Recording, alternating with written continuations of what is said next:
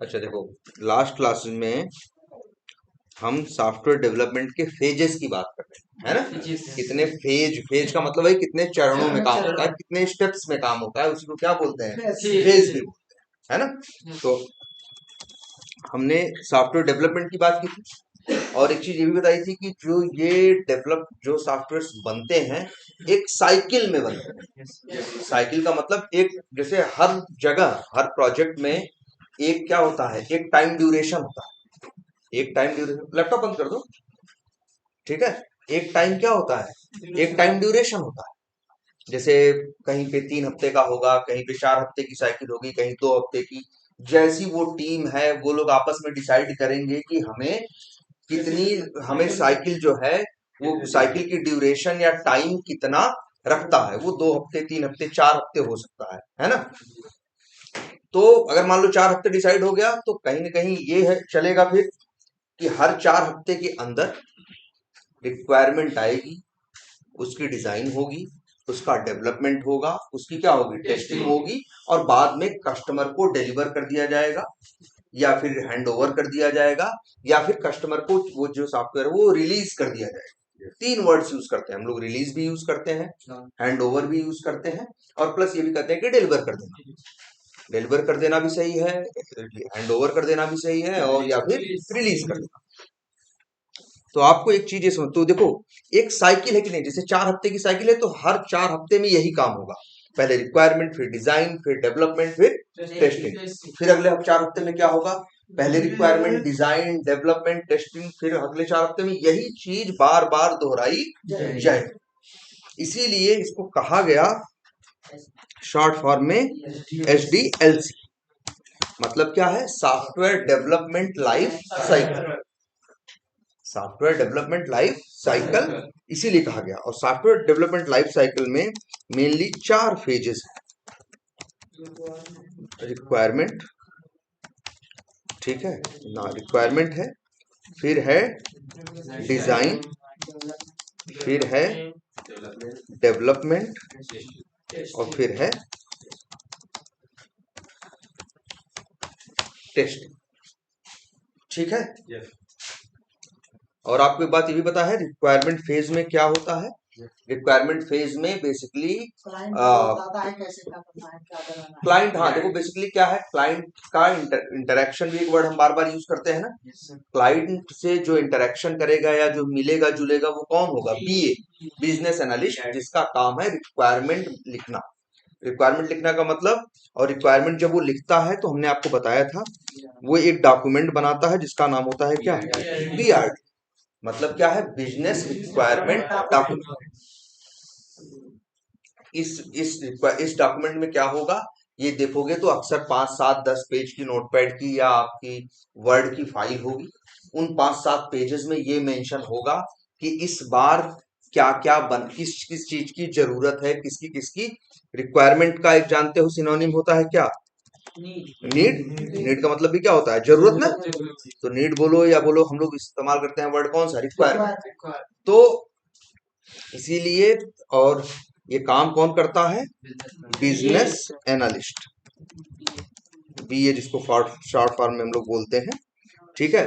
तो business analyst का यही काम होता है कि क्लाइंट से बात करना, क्लाइंट से बात करने के बाद उसकी जरूरतों को समझना, और समझने के बाद उसका एक डॉक्यूमेंट प्रिपेयर करना। ऐसे जैसे वर्ड फाइल नहीं, ये नोटपैड फाइल है या वर्ड फाइल हो, उसी वर्ड फाइल में रिक्वायरमेंट को मेंशन करना। कि जैसे हमने लास्ट क्लास में बताया था, जैसे एक सॉफ्टवेयर बनना है तो उसमें सबसे पहले क्या बनना है कि जैसे भाई सॉफ्टवेयर में क्या होना चाहिए, जैसे एक वेब एप्लीकेशन है तो रजिस्ट्रेशन होना चाहिए, है ना? लॉगिन होना चाहिए। और इसके बाद जब हो सकता है आप चाहते हो रजिस्ट्रेशन हो, लॉगिन हो, कई बार ऐसा भी होता है कि आदमी अपना पासवर्ड क्या हो जाता है, भूल जाता है। तो तुम देखते होगे लगभग हर एप्लीकेशन में एक फंक्शनलिटी रहती होगी फॉरगॉट पासवर्ड की, चाहे जीमेल उठाओ चाहे फेसबुक उठाओ। तो इस तरह से क्या है, ये सब क्या है? रिक्वायरमेंट। ये जरूरतें हैं जो बननी है। तो ये कस्टमर हमेशा, जो क्लाइंट होगा वो BA को बताएगा कि हमें क्या क्या चाहिए, और BA उसे ढंग से लिखेगा। जिस डॉक्यूमेंट में लिखेगा उसी को बोलेंगे क्या, पीआरटी। जैसे जो डॉक्यूमेंट एक बनाएगा वर्ड फाइल, उसी को क्या बोलेंगे, पीआरटी। वहां पे वो सारी रिक्वायरमेंट मेंशन करेगा डिटेल। डिटेल का मतलब साफ साफ लिखेगा कि भैया यहाँ रजिस्ट्रेशन होना है तो रजिस्ट्रेशन में क्या क्या होना चाहिए। तुम देखते होगे कहीं कहीं रजिस्ट्रेशन में मांगते होंगे तुमसे कि रजिस्ट्रेशन करने जाओ तो कहते होंगे भैया यूजर नेम डालो, क्या यूजर नेम चुनना चाहते हो, फर्स्ट नेम डालो, लास्ट नेम डालो, पासवर्ड डालो, रीटाइप पासवर्ड, पासवर्ड 2 बार डलवाते हैं ना कंफर्मेशन के लिए, अपना फोन नंबर डालो, ठीक है, अपनी कंट्री का नाम डालो। बहुत से ऐसे सॉफ्टवेयर होते हैं जो कहते हैं नहीं भैया अपना फोन नंबर भी डालो, कंट्री नेम भी डालो, स्टेट नेम भी डालो, एड्रेस भी डालो, हाँ, जेंडर भी डालो कि मेल है या फीमेल है। तो अलग अलग सॉफ्टवेयर्स में अलग अलग रिक्वायरमेंट होती हैं। जैसा भाई जिसको बनवाना था वो बनवाएगा, वो बताएगा क्लाइंट कि हमें ऐसा चाहिए, तो बीए उसी हिसाब से रिक्वायरमेंट राइट करेगा, उसी हिसाब से रिक्वायरमेंट वो क्रिएट करेगा। और जैसे और ये भी है, हमने ये भी बात किया था कि लगभग जैसे एक टीम बनेगी, जैसे कोई टीम है, 2 बीए हैं, 8 डेवलपर हैं, 6 टेस्टर हैं, 2 डिजाइनर हैं, एक प्रोडक्ट मैनेजर है, इस तरह से करके 18-20 लोगों की क्या बन गई, एक टीम बन गई। और हर उस टीम में सबका अपना अपना रोल जो है पहले से डिसाइडेड है। जैसे बीए का रोल क्या है, बीए का रोल है रिक्वायरमेंट लिखना, रिक्वायरमेंट बनाना, ठीक है, रिक्वायरमेंट बनाना उसका काम है। और इसके बाद हमने एक बताई थी आपको, एक मीटिंग, रिक्वायरमेंट लिखने के बाद वो एक मीटिंग रखता है जिसको अक्सर बोलते हैं क्या, रिक्वायरमेंट ग्रूमिंग। रिक्वायरमेंट ग्रूमिंग नाम की एक मीटिंग रखेगा, कहेगा कि कल, जैसे बोलेगा कि कल 10 बजे रिक्वायरमेंट ग्रूमिंग मीटिंग है, सबको मेल कर देगा, मैसेज कर देगा, तो 10 बजे उस दिन सभी लोग मीटिंग में क्या होंगे, पहुंच जाएंगे। और वो क्या करेगा, जो रिक्वायरमेंट उसने पीआरडी में लिखे हैं वही ओपन करेगा और एक एक करके सबको समझाना शुरू करेगा। क्लियर है ये बात ना। तो अच्छा, ये रिक्वायरमेंट, जब वो रिक्वायरमेंट ग्रूमिंग मीटिंग रखेगा तो उसमें कौन होगा, उसमें सब होंगे। सब मतलब उसमें डेवलपर भी होंगे, उसमें डिजाइनर भी होगा और प्लस टेस्टर भी होगा। आखिर भाई डेवलपर को वही बनाना है जो रिक्वायरमेंट कह रही है, डिजाइनर को भी वही डिजाइन करना है जो रिक्वायरमेंट कह रही है, और टेस्टर को भी वही टेस्ट करना है जो रिक्वायरमेंट कह रही है। भाई जैसी जरूरत है वैसा काम कर रहा है या नहीं, तो सबको जरूरत है किसकी, रिक्वायरमेंट की। इसीलिए जब वो मीटिंग रखता है तो उस मीटिंग में लगभग सभी लोग बैठते हैं और सबको वो समझाना स्टार्ट करता है। ठीक है, इतना आपको पता है। इसके बाद हमने आपको एक और बात बताई थी कि इसके बाद क्या होता है, डिजाइन। डिजाइन भी 2 टाइप की होती है, डिजाइन भी 2 टाइप की होती है। एक होती है जिसे बोलते हैं क्या, यूआई। एक होती है क्या, यूआई डिजाइन, और एक होता है, हाँ ना, ग्राफिक नहीं, आर्किटेक्चर डिजाइन। कि आर्किटेक्चर का मतलब है कि जो आगे डेवलपर कोड लिखेगा तो वो उस कोड का पूरा क्या बनाता है, ढांचा बनाता है कि आखिर कोड, कौन सा कोड किससे क्या लेगा, किसको क्या देगा। जैसे तुमने देखा होगा इसके पहले भी एग्जांपल, फ्लिपकार्ट पे जाओ, कोई सामान खरीदो, ऐड टू कार्ट करो, और जैसे ही चेकआउट एक बटन होती है, पेमेंट बटन होती है, उस पर जैसे ही क्लिक करते हो, अगले पेज पे सारा वही वही जो वहां भरे होते हैं पिछले पेज पे, वो अगले पेज पे आ जाता है कि नहीं। तो भाई डेटा कहाँ था, डेटा था ऐड टू कार्ट पे। मान लो ऐड टू कार्ट करके तुमने 10 सामान खरीदने के लिए ऐड टू कार्ट किया, इसके बाद जैसे ही उस पे चेकआउट पेज पे किया, वो अगले पेज पे जैसे ही गया तो वही सारा जो प्राइस है अगले पेज पे दिखाई देता है कि नहीं। तो डेटा वहां से यहाँ आता है कि नहीं।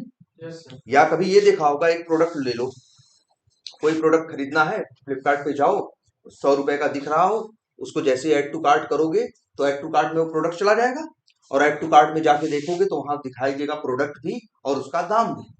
कितना दाम दिखाई देगा, अगर प्रोडक्ट का दाम 100 रुपया था तो ऐड टू कार्ट में भी कितना दिखाई देगा, 100 रुपए दिखाई देगा ना तो 90 दिखाई देगा, ना तो 110, क्या दिखाई देगा, 100। तो एक तरह से कह सकते हो कि नहीं कि जो प्रोडक्ट का प्राइस था वो यहां से टहल के कहा पहुंचा, ट्रेवल करके ऐड टू कार्ट पे पहुंचा। तो ये जो डिजाइन वाला काम है कि कौन सी चीज कहाँ जाएगी कहाँ नहीं जाएगी, है ना, कि कौन सी चीज किसको डेटा देगी और कौन सा डेटा लेगा। ये जो डिजाइन है ये कौन बनाता है? आर्किटेक्ट बनाता है। इसीलिए बोलते हैं आर्किटेक्चर डिजाइन या आर्किटेक्चरल डिजाइन। और इसे बनाता कौन है? आर्किटेक्ट। आर्किटेक्ट कौन होता है? आर्किटेक्ट कोई नहीं होता। आर्किटेक्ट सिंपली क्या होता है? डेवलपर्स, जो 8 डेवलपर्स होते हैं, उन्हीं डेवलपर्स में जो सीनियर डेवलपर होते हैं वही आर्किटेक्ट, उन्हीं को ज्यादा आइडिया होता है। ठीक है, जब ये लोग अपना अपना काम करके खाली हो जाते हैं, और अच्छा ये जो यूआई डिजाइन करता है उसी को बोलते हैं क्या?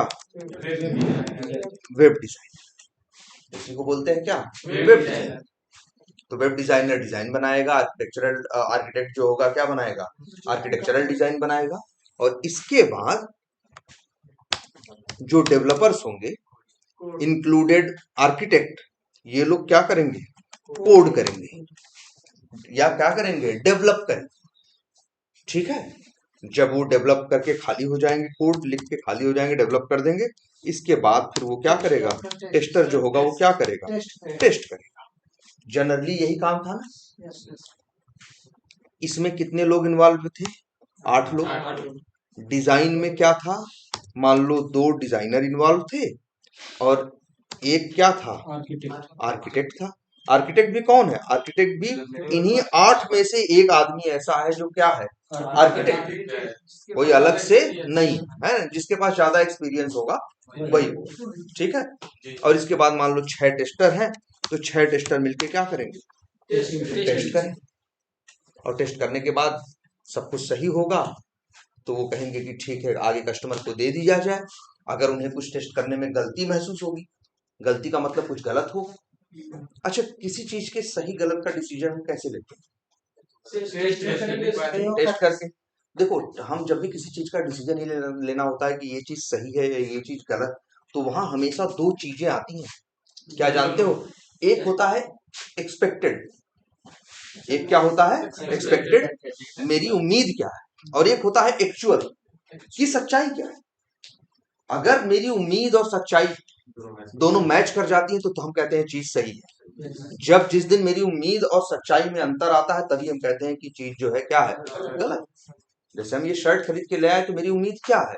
कि शर्ट कहीं से फटी हुई नहीं होनी चाहिए। अगर वही हम दुकान पे देखें और हमको कहीं से फटी दिख जाए तो हम क्या कहते हैं?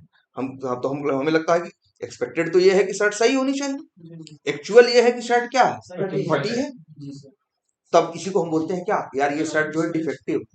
कहते हैं ना ये यार ये जो कपड़ा है ये क्या है? डिफेक्टिव है, हम नहीं लेंगे। कहते हो कि नहीं कहते? तो देखो 3 वर्ड यहाँ पे निकल के आए कि नहीं? जब भी देखो, ध्यान से देखना, जब भी टेस्टिंग होगी तो टेस्टिंग में 3 शब्द हमेशा घूमेंगे। एक एक्सपेक्टेड, एक एक्चुअल और एक डिफेक्ट। 3 वर्ड हमेशा है।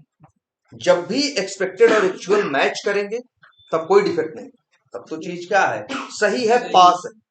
जब एक्सपेक्टेड और एक्चुअल मैच नहीं करेंगे तब हम कहेंगे चीज क्या है? फेल है, इसमें क्या है? डिफेक्ट। जब भी कोई चीज, देखो अब यहाँ 2 वर्ड और भी आते हैं, ये भी देख लो, पास और फेल। जब एक्सपेक्टेड और एक्चुअल, इसको हम ऐसे लिख देते हैं, जब एक्सपेक्टेड और एक्चुअल मैच करते हैं, क्या करते हैं?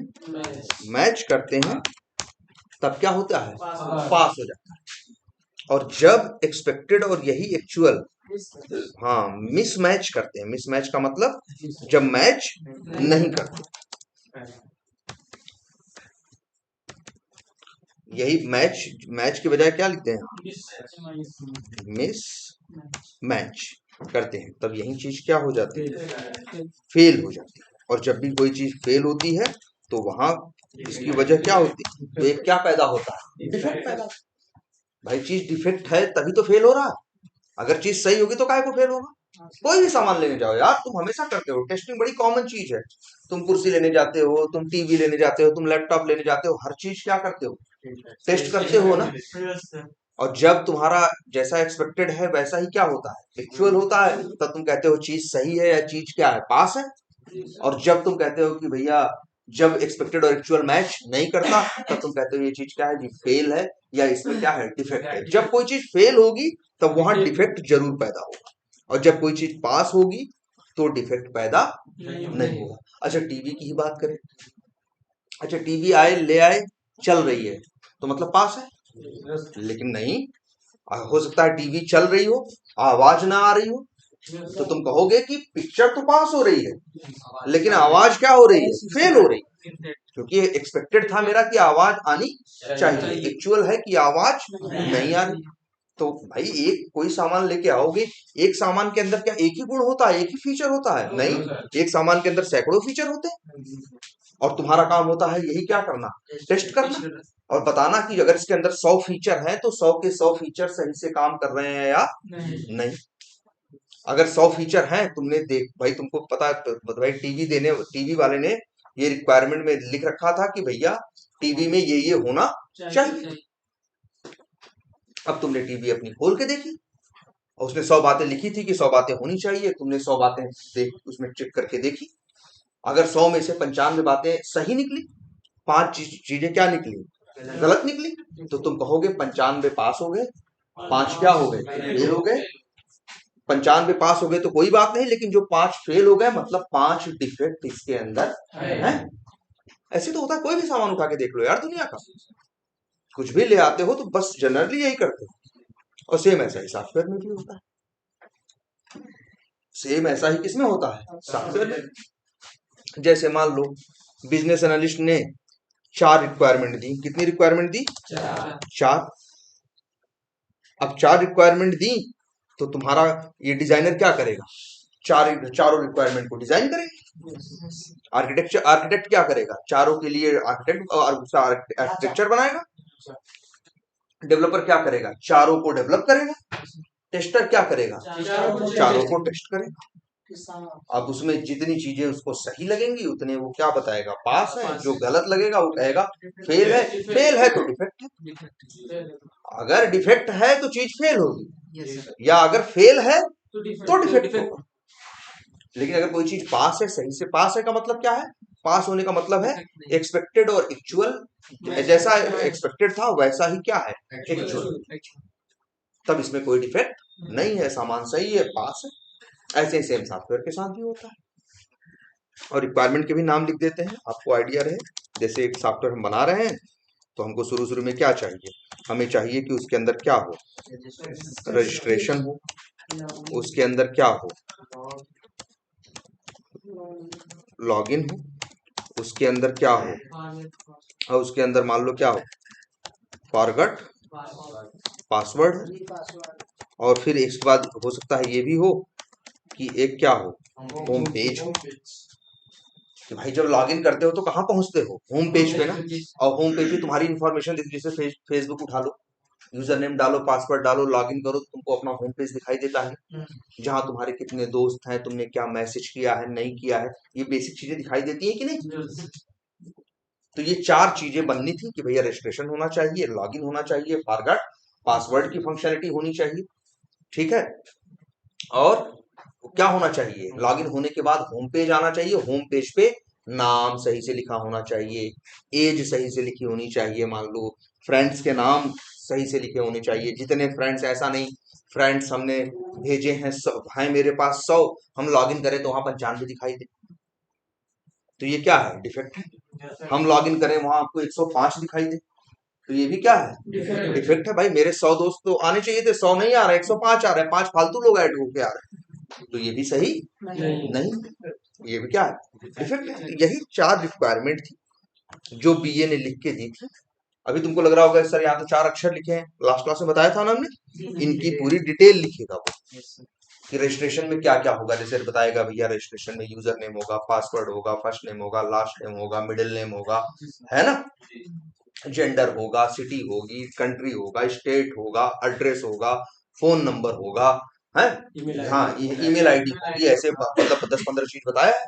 तो ये सब इसीलिए ये जो रजिस्ट्रेशन होगा, ये जो रजिस्ट्रेशन की रिक्वायरमेंट होगी कम से कम 1-1.5 पन्ने में लिखी होगी।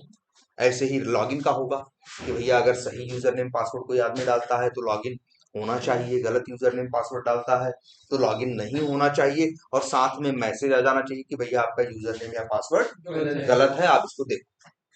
फॉरगॉट पासवर्ड में ये होना चाहिए कि भैया अगर कोई आदमी फॉरगॉट पासवर्ड बटन पे क्लिक करे तो एक अलग से फॉरगॉट पासवर्ड का क्या खुलना चाहिए, पेज खुलना चाहिए। उस पेज पे आदमी जाए, अपना क्या डाले, अपना यूजर नेम डाले, हैं, और फिर सेंड बटन पे क्लिक करे तो जो आपका अटैच्ड नंबर या ईमेल आईडी है वहां क्या जाए, ओटीपी जाए। वहां से ओटीपी उठाओ, ओटीपी यहाँ डालो, फिर ओके बटन पे क्या करो, क्लिक करो, तो अगला पेज को, अगर ओटीपी सही है तो अगला पेज खुलना चाहिए, ओटीपी गलत है तो कह देना चाहिए भैया ओटीपी गलत, रॉन्ग है। सही है तो अगला पेज खुलना चाहिए, जो पेज हो कौन सा, रीसेट पासवर्ड का, जहां पे वो क्या करे, अपना नया पासवर्ड 2 बार, क्योंकि हर जगह पासवर्ड डलवाते 2 बार डलवाते है ना, तो इसीलिए देखो एक रहेगा टाइप पासवर्ड, रीटाइप पासवर्ड, तो वहां टाइप पासवर्ड का एक टेक्स्ट बॉक्स होना चाहिए, एक रीटाइप का होना चाहिए। टाइप और रीटाइप में सही सही पासवर्ड भरे, ओके बटन पे क्लिक करे तो उसका पासवर्ड क्या हो जाना चाहिए, चेंज हो जाना चाहिए। अब आदमी फिर से लॉगिन करके देखे नए पासवर्ड के साथ लॉगिन हो रहा है या नहीं। इतनी बातें हैं ना, अगर फॉरगॉट पासवर्ड को ध्यान से देखोगे तो इतनी बातें हैं ना, तो ये सारी चीजें कौन मेंशन करेगा, डेवलपर, सॉरी वो बीए, ना बीए बिजनेस एनालिस्ट, रिक्वायरमेंट उसका काम है ना। तो ऐसे ये 4 रिक्वायरमेंट जब लिखेगा तो 4 पन्ने का एक डॉक्यूमेंट तैयार हो जाएगा। वही 4 पन्ने का डॉक्यूमेंट वो किसको दे देगा, डिजाइनर को भी, डेवलपर को भी और टेस्टर, क्योंकि सबको अपना अपना काम उसी रिक्वायरमेंट के हिसाब से ही तो करना है, मनमानी तो काम नहीं करना है।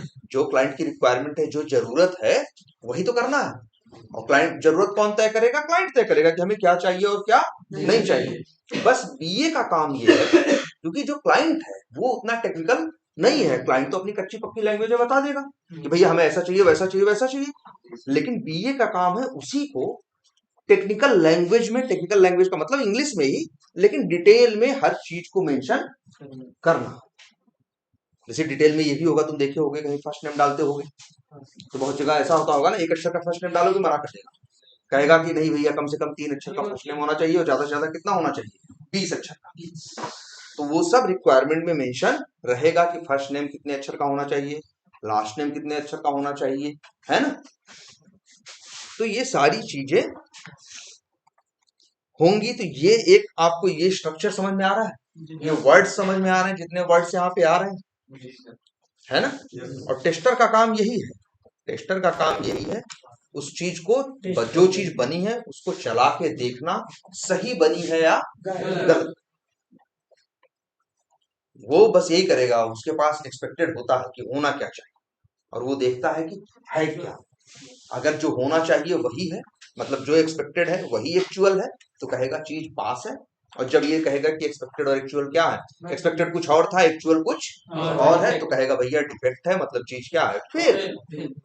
इतनी बात समझ में आती है सब, कोई कंफ्यूजन इसमें पहले देख लो एक बार ढंग से।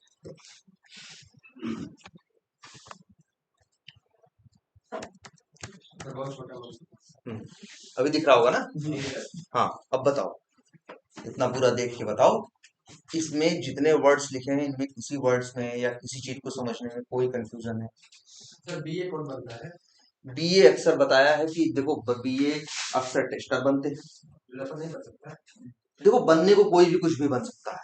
कई बार ऐसे भी होते हैं जो टेस्टर होते हैं और डेवलपर होते हैं, एमबीए किए होते हैं आईटी से, वो लोग बनते हैं, क्योंकि बीए के प्रोफाइल में उन्हें कोई कोडिंग नहीं करनी। बीए का प्रोफाइल सिर्फ इतना होता है कि क्लाइंट से बात करना, मिलना, और उनसे समझने मिलने के बाद उनकी चीजों को सही से डॉक्यूमेंट कर देना। सही से डॉक्यूमेंट करने का काम हो तो उनको डॉक्यूमेंट किस में करेंगे, इंग्लिश में करेंगे, किसी कोडिंग लैंग्वेज में थोड़ी ना करेंगे। तो कई बार ऐसा भी होता है कि कुछ ऐसे आदमी हो जो एमबीए है, वो बिजनेस एनालिस्ट है, और होने को कोई भाई किसी डेवलपर का इंटरेस्ट हो वही बनेगा, तो वो अलग चीज है। लेकिन जनरली अक्सर ये तुम्हें मिलेगा, या तो वो टेस्टर्स होंगे या तो फिर क्या होंगे, आईटी या किसी चीज से क्या किए होंगे, एमबीए किए होंगे, और वही लोग क्या बनेंगे, बीए। बीए के लिए एक बड़ी शर्त क्या है, बीए की कम्युनिकेशन स्किल अच्छी होनी चाहिए। कम्युनिकेशन का मतलब है उसे बातचीत, मतलब जैसे तो क्लाइंट अक्सर हमारे क्या होंगे, सब अंग्रेजी होते हैं, तो उसी कम्युनिकेशन स्किल अच्छी हो जाएगी, उसे क्लाइंट से क्या करनी है, बात करनी है, उसकी बात समझनी है, फिर डॉक्यूमेंट बनाना है, और डॉक्यूमेंट बनाने के बाद फिर से एक बार क्लाइंट को दिखाना है कि भैया देखो हम ये बनवाने जा रहे हैं, तुम यही बोल रहे थे ना, तो क्लाइंट भी पढ़ता है, तो कहता है कि हाँ हाँ यही हम चाहते थे। अगर उसे लगेगा नहीं नहीं हम तो ये भी चाहते थे या ये चीज हम नहीं चाहते थे, तो बीए कहेगा ठीक है जैसा आपका फीडबैक है आप बताओ, जैसा आपका फीडबैक है आप बताओ, हम आप उसके हिसाब से डॉक्यूमेंट में क्या कर देंगे, चेंज कर देंगे। जब बीए पूरी टीम को बीआरडी दिखाता है बताता है, उसके पहले बीए क्लाइंट से इसको अप्रूव करा चुका होता है। पहले लिखेगा, तुमको नहीं दिखाएगा, पहले डिजाइनर डेवलपर टेस्टर को नहीं दिखाएगा, पहले भाई क्लाइंट से बात करेगा, लिखेगा, फिर क्लाइंट को दिखाएगा। जब क्लाइंट ओके कर देगा तब कहेगा अब सही है, अब चलो पूरी टीम को समझाते हैं कि क्या बनाना है और क्या नहीं बनाना है। डिजाइन अप्रूव करना है। देखो अच्छा डिजाइन की बात करोगे तो जो डिजाइन अप्रूव करेंगे तो उसमें ये मान के चलो बीए ही क्या करेगा, बीए ही कई बार करेगा। और वैसे भी देखो हर चीज सही से देखा जाए तो अप्रूव कौन करता है, क्लाइंट करता है, क्लाइंट भी इन्वॉल्व रहता है। ठीक है, तो क्लाइंट को भी दिखाया जाएगा कि भाई देखो ये डिजाइन है, सही लग रहा है आपको, ठीक है। अब लेकिन देखो डिजाइन भी दो तरह की होती है ना, यूआई डिजाइन और architectural design. Architectural design client को दिखाओगे तो वो कहेगा भैया हमको नहीं समझ में आ रही है। उसको तो भाई वो टेक्निकल नहीं, वो इंजीनियर नहीं है, वो तो एक नॉर्मल आदमी है ना, नॉर्मल बिजनेसमैन है। तो उसको बस वो चीजें दिखाई देती है, उसको रिक्वायरमेंट दिखाई जाती है, वो उसको समझ में आएगी। और जो यूआई डिजाइन का मतलब क्या होता है, ये जो दिख नहीं रहा है इसी को बोलते हैं यूआई डिजाइन। कि जैसे यहाँ बटन होगी, यहाँ पे एक चित्र होगा, यहाँ ये लिखा होगा, लिखे जो लिखा होगा उसकी साइज इतनी होगी, इतनी नहीं होगी, ये चीज इतनी छोटी होगी या इतनी बड़ी होगी, ये चीज क्या होगी, बोल्ड होगी, बोल्ड का मतलब हेड मतलब मोटे अक्षरों में लिखी होगी, एक है कि बोल्ड में नहीं होगा। तो ये सब चीज क्या है, ये डिजाइन है। ये चीज क्लाइंट देख के बताएगा कि डिजाइन उसे सही लग रही है कि नहीं। लेकिन डिजाइन क्लाइंट इसमें इंटरफेयर नहीं करेगा कि आर्किटेक्चरल डिजाइन आप क्या बना रहे हो या डेवलपमेंट का कोड आप क्या लिख रहे हो, इसमें इंटरफेयर क्लाइंट नहीं करेगा। क्लाइंट वही करेगा ना जो समझ में आएगा उसको।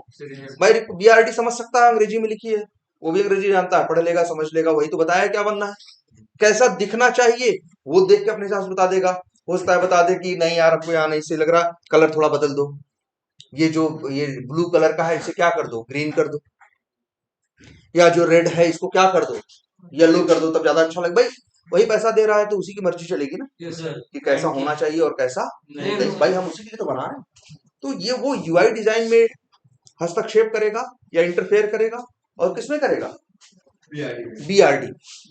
बाकी वो डेवलपमेंट में नहीं करेगा।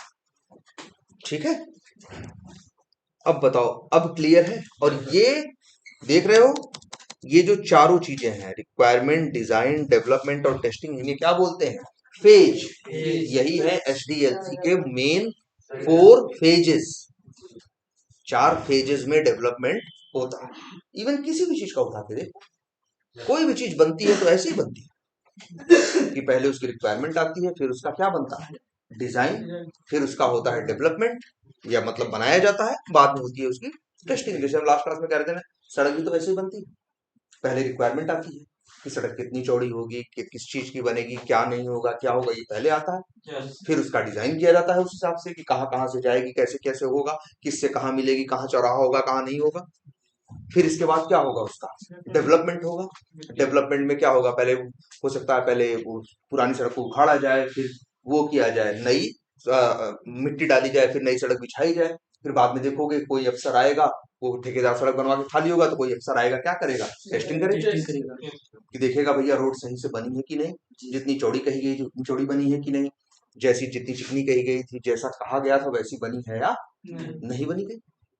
वहां भी तो वही हो रहा है ना, रिक्वायरमेंट, डिजाइन, डेवलपमेंट और टेस्टिंग। 4 फेज लगभग हर चीज, जहां भी कोई चीज बनती है तरीके से, वहां ये 4 फेज जरूर रहेंगे।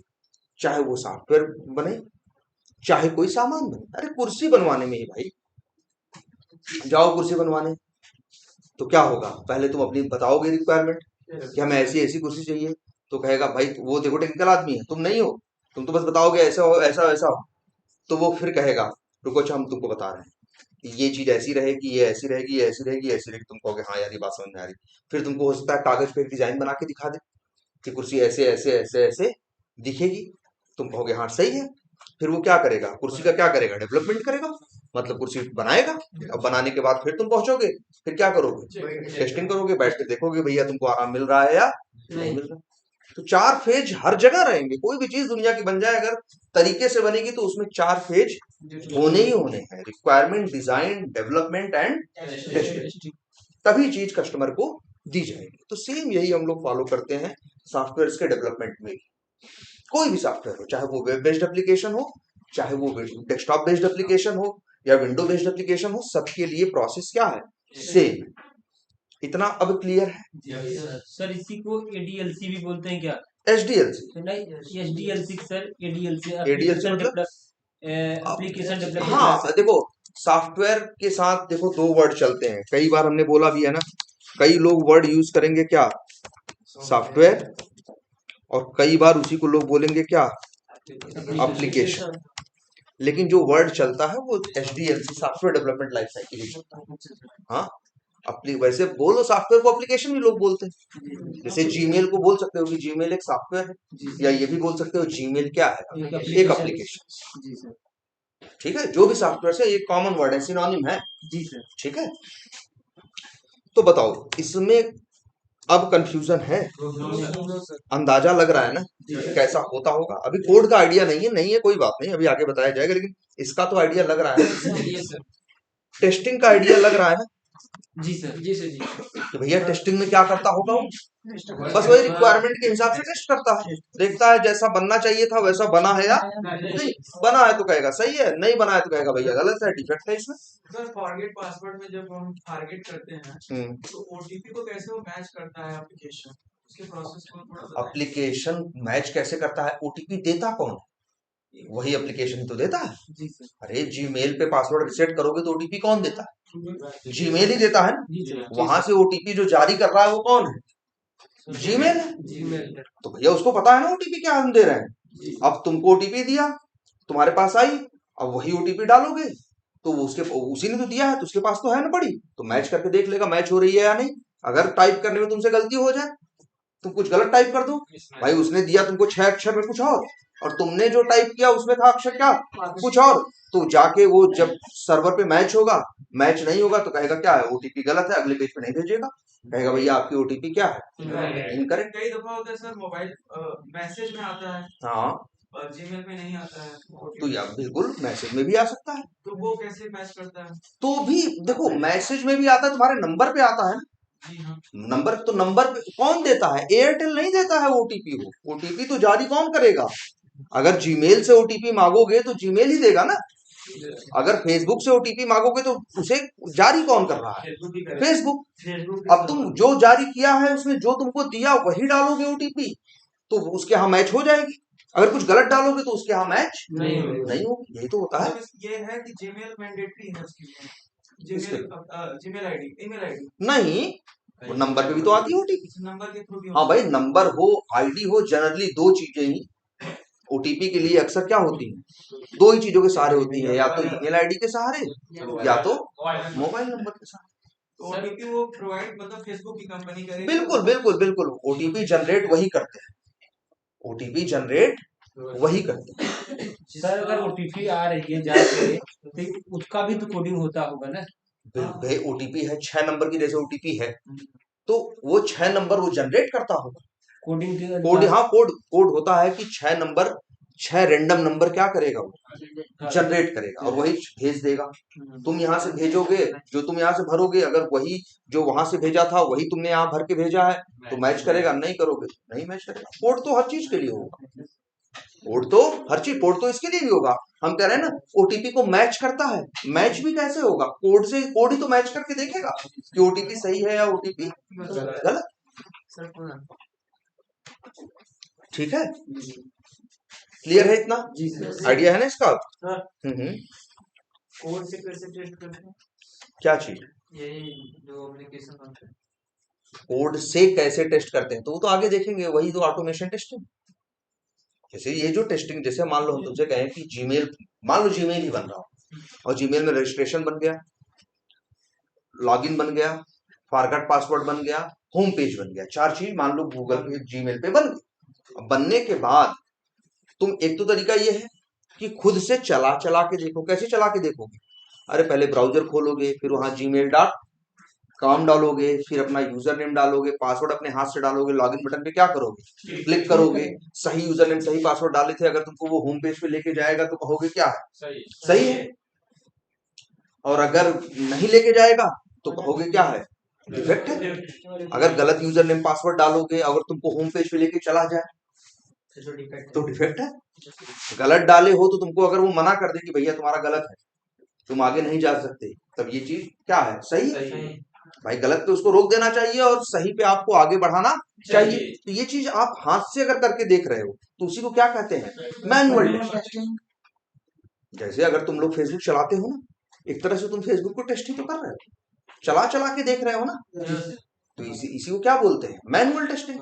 एक होती है टेस्टिंग जिसके लिए आपको चलाना हाथ से नहीं होता, आप कोड लिख देते हो, आपका कोड उसको चला के देखता है कि वो चीज सही काम कर रही है या गलत। उसी को बोलते हैं क्या? Automation testing. मैनुअल टेस्टिंग का मतलब, मैनुअल का मतलब क्या है? जहां मैनुअल वर्ड कहां से आया? मैन से आया। जहां ह्यूमन इन्वॉल्व, जहां आदमी इन्वॉल्व है, वो वर्क क्या कहा जाएगा? मैनुअल। और जहां वो आदमी इन्वॉल्व नहीं है, वहां का उसी को क्या कहा जाएगा? ऑटोमेटिक। जैसे गाड़ियां आती, कुछ गाड़ियां आती हैं जिनमें गियर्स होते हैं, कुछ गाड़ियां ऐसी भी आती हैं जिनमें गियर्स नहीं होते, तो उन्हीं को क्या बोलते हैं? ऑटोमेटिक। वही कहते हैं गाड़ी ये ऑटोमेटिक है, क्योंकि इसमें गियर, इसमें आदमी को गियर बदलने की जरूरत नहीं है। जैसे जैसे आप अपनी स्पीड बढ़ाते जाओगे, अपने आप वो गियर क्या करता जाएगा? अंदर ही अंदर चेंज करता जाएगा। उसी गाड़ी को क्या बोलना शुरू कर देते हो? नहीं, ड्राइवरलेस नहीं, उसे तो बोलते हो क्या? ऑटोमेटिक। उसी को बोलते हो क्या तुम? ऑटोमेटिक। और जैसे देखो गाड़ियां खरीदो, कोई भी कार देखो तो उसमें लिखा रहता है गाड़ियों में टाइप में अक्सर लिखा रहेगा AT या MT। AT का मतलब होता है ऑटोमेटिक ट्रांसमिशन और MT का होता है क्या? Manual transmission. जहां गियर बदलता है आदमी अपने हाथों से, उसी गाड़ी को बोलते हैं क्या? ये गाड़ी MT है। और जिस गाड़ी में ऐसा होता है, जैसे स्कूटी आपकी देख लो, ये ऑटोमेटिक है। जो स्कूटी है वो क्या है? ऑटोमेटिक है, क्योंकि उसमें आप गियर नहीं बदलते, आप अपनी स्पीड बढ़ाते चले जाते हो, अपने हिसाब से उसका गियर क्या होता है? अंदर ही अंदर चेंज होता रहता है। लेकिन आप बाइक चलाते हो जिसमें आप क्या करते हो? अपने पैर से गियर क्या करते हो? चेंज करते हो। फर्स्ट पे करते हो, सेकंड पे करते हो, थर्ड पे करते हो। तो वही क्या है? वो मैनुअल ट्रांसमिशन है। और ये क्या है? ऑटोमेटिक। ऑटोमेटिक का मतलब वही है जिस काम में आदमी की जरूरत न हो, हाँ, मशीन ही वो काम अपने आप कर दे, तो उसी चीज को क्या कहते हैं? ऑटोमेटिक। तो वहीं से ये भी पैदा होता है, मैनुअल टेस्टिंग और ऑटोमेशन टेस्टिंग। ऐसी टेस्टिंग जो आदमी अपने हाथों से करे वो मैनुअल टेस्टिंग है। ऐसी टेस्टिंग जो आदमी ना करे, मशीन करे, मशीन का मतलब कोड करे, तो उसी को क्या बोलते हैं? Automation testing. क्लियर है ये?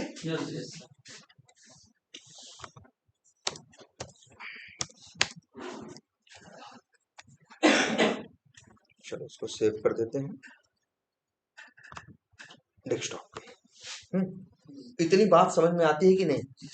ये वर्ड्स समझ में आते हैं? और देखो एक चीज और ध्यान देनी है आप लोगों को, क्लास में जो जो वर्ड्स हम बोल रहे हैं वो वर्ड्स आपको लिखने। रीजन, किसी भी इंडस्ट्री में जाओगे तो हर इंडस्ट्री के अपने 300-400 वर्ड होते हैं, हर टेक्नोलॉजी के अपने क्या होते हैं? 300-400 वर्ड्स होते हैं, उसी में बात होती है। तो इसलिए ये वर्ड्स आपको ध्यान देने हैं। जैसे हम बोलते हैं, जैसे क्या एक वर्ड हमने बताया था ना, इंटरेक्शन। हाँ, तो इंटरेक्शन वर्ड जो है ना, तो ये वर्ड्स आपको लिखने हैं।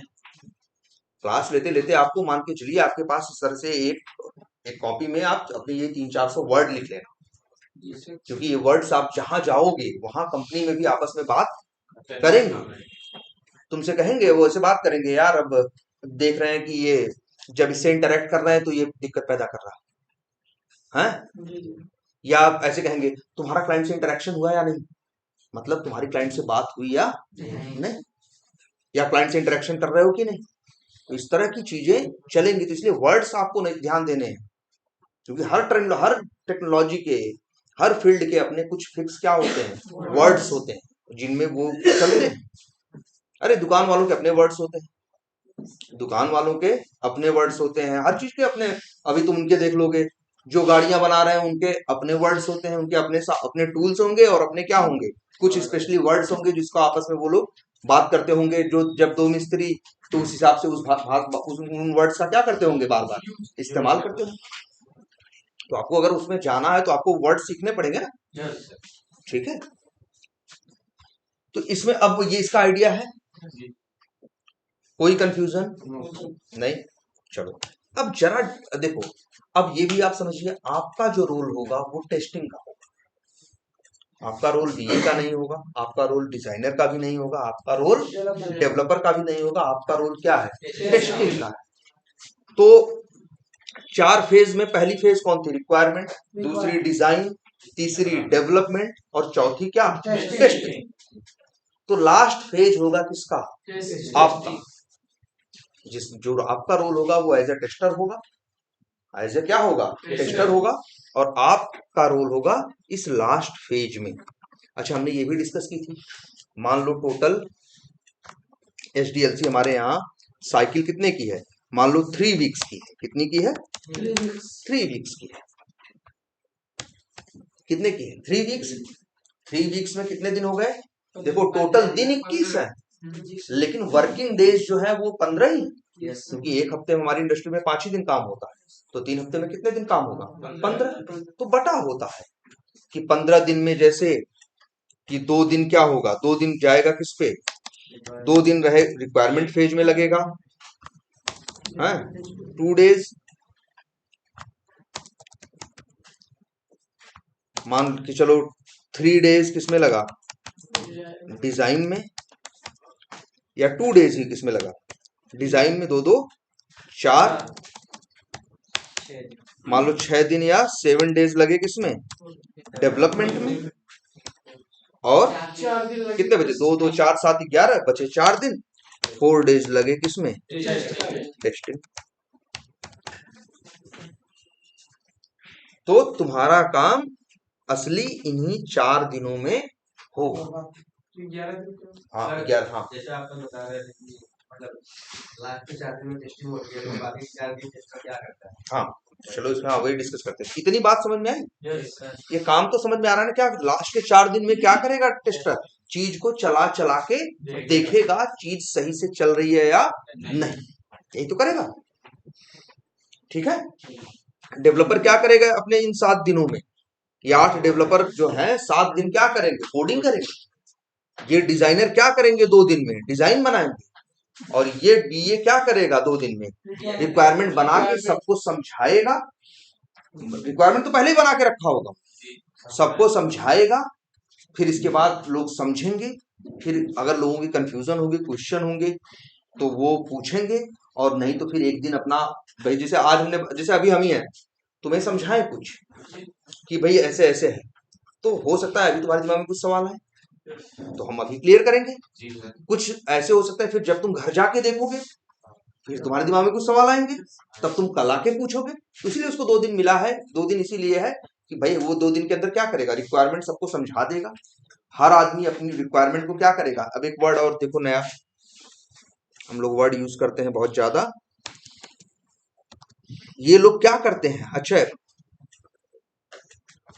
ये रिक्वायरमेंट को समझता कौन है, डेव, डिजाइनर और टेस्टर। इन्हीं को वो बताता है, रिक्वायरमेंट ग्रूमिंग में इन्हीं को समझाता है ना कि भैया क्या क्या है। और इसके बाद 1 घंटे की मीटिंग है, खत्म हो गई 10 बजे से 11 बजे तक। अब इसके बाद क्या करेंगे, अब इसके बाद ध्यान देना, ये डेवलपर, डिजाइनर, टेस्टर, ये लोग करेंगे क्या उसके बाद,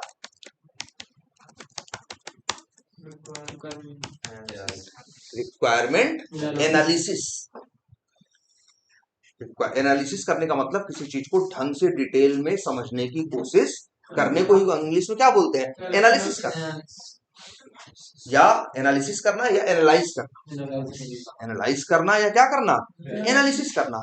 तो ये 3 लोग इस भाई बीआरडी दिखाएगा और सबको समझाएगा, और फिर सबको बीआरडी की एक एक कॉपी क्या करेगा, दे देगा। अब वो लोग बाद में टेस्टर भी, डेवलपर भी और डिजाइनर भी रिक्वायरमेंट की उस डॉक्यूमेंट को, बीआरडी को ध्यान से पढ़ेंगे, क्योंकि नहीं पढ़ेंगे, नहीं समझेंगे तो आगे काम कैसे करेंगे।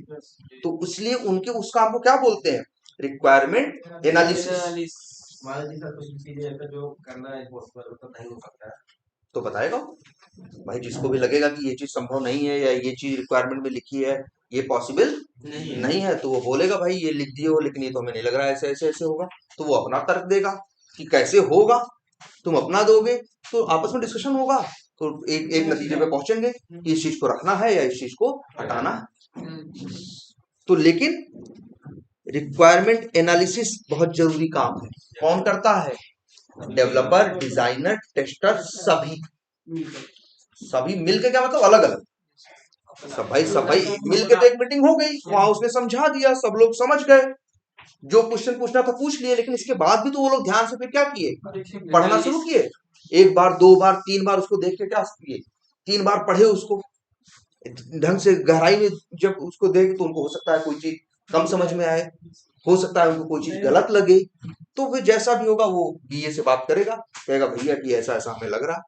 तो बीए उसके जो भी कंफ्यूजन है उसको दूर करेगा, या फिर अगर कुछ गलत होगा तो गलती होगी तो एक्सेप्ट करेगा, स्वीकार करेगा कि हाँ यार ये गलती हो गई है, तुमने अच्छा किया जो बता दिया, चलो हम इसको सही कर देते हैं।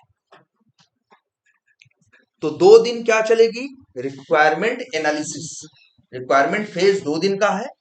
इसमें क्या क्या होगा? इसमें रिक्वायरमेंट का प्रेजेंटेशन होगा, जहां आपको रिक्वायरमेंट समझाई जाएगी, और आप फिर रिक्वायरमेंट को 2 दिन में क्या करोगे? एनालिसिस करोगे। एनालिसिस करने के बाद आप अपना फीडबैक दोगे कि आपको भाई कुछ गलत सही लगा या आपको कोई कंफ्यूजन है तो आप पूछोगे। तो इस क्या काम है? Requirement analysis. तो बताओ, अब यही है रिक्वायरमेंट। अच्छा, रिक्वायरमेंट एनालिसिस कौन कर रहा है? सभी कर रहे हैं, टेस्टर, डिजाइनर, डेवलपर। तो अभी तक तो हम ये सोच रहे थे कि टेस्टर तो 4 दिन काम करता है जब टेस्टिंग करता है, तो 2 दिन का काम निकल के आ गया कि नहीं टेस्टर के पास? 2 दिन टेस्टर खाली नहीं बैठेगा। 2 दिन टेस्टर का काम होगा क्या करना? अपना रिक्वायरमेंट को ढंग से एनालाइज करना, पढ़ना, समझना। कोई कंफ्यूजन है तो बीए से बात करना, अपनी कंफ्यूजन को क्या करना? दूर करना। क्लियर है ये बात? इतना समझ में आता है सबको? कोई कंफ्यूजन? अच्छा चलो, हो गया रिक्वायरमेंट एनालिसिस। तो टेस्टर के पास कितने दिन का काम निकल के आया? 2 दिन का। 2 इधर और 4 नीचे करेगा, 6 दिन टोटल है, 15 दिन। अभी भी 9 दिन टेस्टर क्या है? खाली है। ठीक है। अच्छा चलो जरा एक काम करते हैं, पहले ये देखते हैं कि आखिर टेस्टर कैसे करता है। ये देखना, हाउ टू डू टेस्टिंग। चलो एक छोटे से एग्जांपल पे आते हैं, लॉगिन पे। लॉगिन तो छोटा सा है भैया, यूजर नेम डाल दो, पासवर्ड डाल दो, लॉगिन हो जाना चाहिए, है ना? अच्छा, रिक्वायरमेंट में क्या लिखा होगा? रिक्वायरमेंट में 2 4 6 8 लाइन में लिखा होगा कि भैया लॉगिन है। जब लॉगिन पेज पे पहुंचोगे तो वहां यूजर नेम, पासवर्ड और क्या दिखेगा? लॉगिन नाम की बटन दिखाई देगी। जब यूजर नेम और पासवर्ड सही डाल के लॉगिन बटन पे क्लिक करोगे तो तुम तो होम पेज पे पहुंच जाओगे। और अगर कुछ भी गलत डालोगे तो तुम कहाँ? तो होम पेज पे नहीं पहुंचोगे, उसी पेज पे रह जाओगे, लॉगिन पेज पे ही, और एक नीचे एरर मैसेज आ जाएगा कि योर यूजर नेम और पासवर्ड इज रॉन्ग, ठीक, इनवैलिड या रॉन्ग आ जाएगा कि नहीं आ जाएगा? तो इतना ही तो टेस्ट करना है ना, बस ये 2 बात तो टेस्ट करनी है, सही से हो रहा है कि नहीं, और गलत से हो रहा है कि नहीं। गलत से नहीं होना चाहिए, गलत से नहीं हो रहा है कि नहीं, और सही से हो रहा है कि नहीं। यही रिक्वायरमेंट में लिखा होगा डेवलपर, वो सॉरी बीए, और यही पढ़ के उसे टेस्टिंग, वो यही है। अब लेकिन जरा टेस्टर का पॉइंट ऑफ व्यू समझो, टेस्टर का माइंडसेट समझो। तो अच्छा, अगर तुमसे हम कहें कि जरा लॉगिन देखो फेसबुक का सही है, काम कर रहा है या गलत, तो क्या करोगे? सही डालोगे, देखोगे होम पेज पहुंचे कि नहीं, फिर गलत डाल के देखोगे कि नहीं पहुंचे कि नहीं। तो ये 2 चीज कर दिए, कह दोगे सही है या गलत है, तो तुम टेस्टिंग नहीं कर रहे हो प्रॉपर।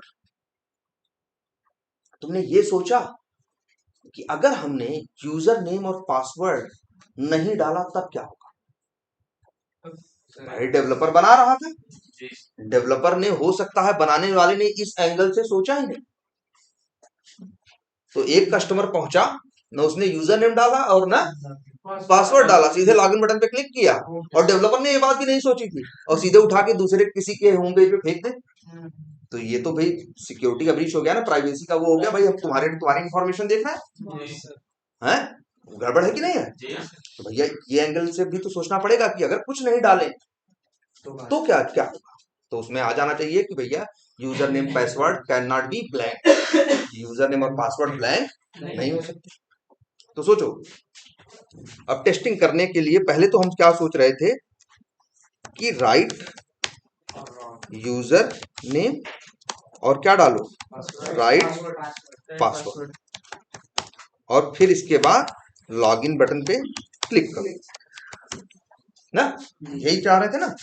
लेकिन और एक क्या था, रॉन्ग डालो, अच्छा एक, लेकिन रॉन्ग डालो, लेकिन अच्छा एक है कि गलत यूजर नेम पासवर्ड डाल के देखो। अच्छा, उसमें भी दो बातें पैदा होंगी, ये भी तो देखना पड़ेगा। अगर बंदा सही यूजर नेम डालता है अब गलत पासवर्ड डालता है तब क्या होता है, नहीं नहीं पहुंचाना चाहिए ना। हो सकता है डेवलपर ये बात मैनेज करना क्या हो, भूल गया हो। भाई तुम क्यों बैठे हो, तुम टेस्टिंग क्यों कर रहे हो, क्योंकि तुम ये समझ रहे हो कि डेवलपर बेवकूफ आदमी है और डेवलपर ढेर सारी गलतियां करेगा। तो तुम ये नहीं सोच सकते अरे ये तो सही ही बनाया होगा।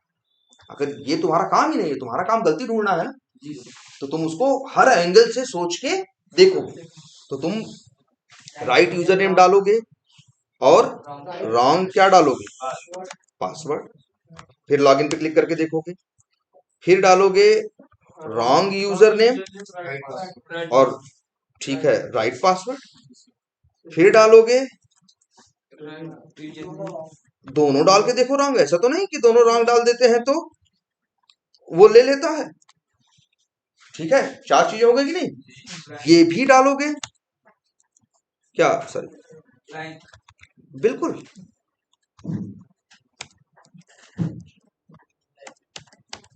ब्लैंक यूजर नेम और हाँ ब्लैंक पासवर्ड। ठीक है, ये भी देखोगे कि यूजर नेम में क्या डालो, स्पेस, स्पेस होता है ना, खाली खाली दिखता है। और पासवर्ड में भी क्या डालो, स्पेस। और फिर देखो क्या कर रहा है, एक काम और भी करके डालो कि यूजर नेम, हाँ कैपिटल, ये भी डाल के देखो कि यूजर नेम राइट डालो, पासवर्ड भी right, but case is different. Case का मतलब होता है अपर केस लोअर केस, क्या कि जो कैरेक्टर का केस है अपर केस या लोअर केस वो क्या है, डिफरेंट है, तब भी लॉगिन नहीं होना चाहिए ना। पासवर्ड में तो कुछ भी इधर उधर हो जाए तो नहीं होना चाहिए। इसी तरह से और देखो, और भी हो सकता है कि एक बंदा क्या करता है, नंबर्स डालता है। क्या डालता है, न्यूमेरिक यूजर नेम डालो और क्या डालो, न्यूमेरिक पासवर्ड डाल के देखो। फिर एक एंगल और बनता है कि भाई देखो एक हाँ एक एंगल और बनता है कि मान लो क्या स्पेशल कैरेक्टर होते हैं ना, ये हैश, कॉमा, डैश, ये सब नहीं, तो इनके अब तीन ही कैरेक्टर तो होते हैं लैपटॉप में। एक तो होते हैं तुम्हारे क्या, अल्फाबेट्स, दूसरा न्यूमेरिक कैरेक्टर, और तीसरा जो बचा सब कुछ क्या है, स्पेशल। हाँ, सिंबल को ही क्या बोलते हैं, स्पेशल कैरेक्टर। सिंबल जैसे ये बराबर, and, star, comma, dash, at the rate, underscore, ये सब क्या है, स्पेशल कैरेक्टर्स है। तो स्पेशल कैरेक्टर्स डालो यूजर में और स्पेशल कैरेक्टर्स डालो किसमें, पासवर्ड में। गलत ही, अब देखो हो रहा है कि नहीं। अब बताओ कितनी चीजें टेस्ट करने को हो गए, न्यूमेरिक और अल्फाबेटिक दोनों कर हाँ देते हैं। हाँ ये भी है। तो ऐसे लिखोगे तो कितनी चीजें हो गई टेस्ट करने को, बताओ बहुत ना। एक चीज को ऐसे टेस्टर सोचता है, वो ये सोचता है कि भैया क्या क्या हो सकता है, हाँ क्या क्या पॉसिबिलिटी, क्या क्या देखो। टेस्टर वो करता है, वो करके टेस्ट करने की कोशिश करता है जो भविष्य में जब कस्टमर को मिलेगा जो वो कर सकता है। अरे कई कस्टमर है सीधे लॉगिन दबा दिया, उल्टा पुल्टा डाल के कर दिया। तो अगर उल्टा पुल्टा डाले तो उसे लॉगिन नहीं करना चाहिए, सही डाले तो लॉगिन करना चाहिए। अच्छा देखो, अच्छा रिक्वायरमेंट में तो दो ही बात लिखी थी छोटी सी। जो बीए ने रिक्वायरमेंट लिखी थी उसने क्या लिखा था कि भैया सही यूजर नेम पासवर्ड से लॉगिन होना चाहिए, गलत यूजर नेम पासवर्ड से लॉगिन नहीं होना चाहिए। वहां यूजर नेम पासवर्ड और की टेक्स्ट बॉक्स होना चाहिए और लॉगिन नाम की क्या होनी चाहिए, बटन होनी चाहिए। लेकिन उसी को बात को टेस्टर ने टेस्ट करने के हिसाब से देखा तो कितनी बातें हैं? 9। अभी तो 9 लिखे हैं, और लिखेंगे तो और होंगे कि यूजर नेम सही डालो, पासवर्ड ब्लैंक डालो, यूजर नेम ब्लैंक डालो, पासवर्ड सही डालो। ऐसे ऐसे करके बैठोगे तो कितनी चीजें लिख डालोगे? 20। तो 20 चीजें तुम्हें एक टेस्टर को टेस्ट करना चाहिए या टेस्ट करना पड़ता है।